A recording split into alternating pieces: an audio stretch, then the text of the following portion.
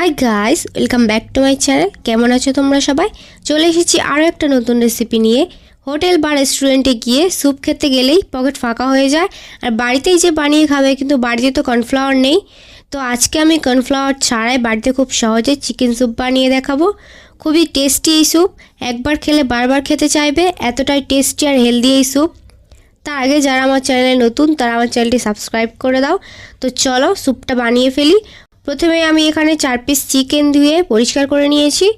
এখন একটা কাঁটা চামচ দিয়ে চিকেনগুলোকে ছাড়িয়ে নিচ্ছি, চাইলে হাত দিয়ে ছাড়াতে পারো। আমার সব কটা ছাড়ানো হয়ে গিয়েছে। এরপর প্যানে পেঁয়াজ, টমেটো আর ধনেপাতা দিয়ে আমি ভেজে নিয়েছি। এখন এর ওপরে চিকেনগুলো আমি দিয়ে দেব। তারপর চিকেনগুলোকে আমি ভালো করে মিক্স করে নেব। চিকেনগুলো একদম মাংস দেখেই নিতে হবে, চিকেনে হাড় থাকলে কিন্তু স্যুপটা খেতে ভালো লাগবে না। তারপর এখানে হাফ চামচ হলুদ গুঁড়ো, হাফ চামচের থেকে কম ঝালের গুঁড়ো দিয়ে ভালো করে একসঙ্গে মিক্স করে নেব। এরপর এখানে স্বাদ মতো নুন দিয়ে দিলাম, আবার সব একসঙ্গে মিক্স করে নিচ্ছি। তারপর এখানে হাফ গ্লাস পানি দিয়ে দিলাম। এখন গ্যাসের ফ্লেমটা মিডিয়ামে থাকবে।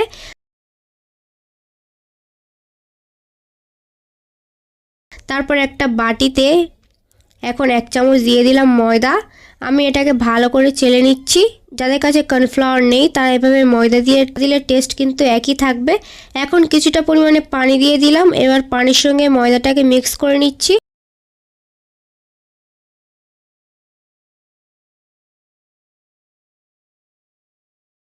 এরপর এই ময়দা গলানো পানিটা আমি স্যুপের মধ্যে দিয়ে দিচ্ছি, দিয়ে মিক্স করে নেব।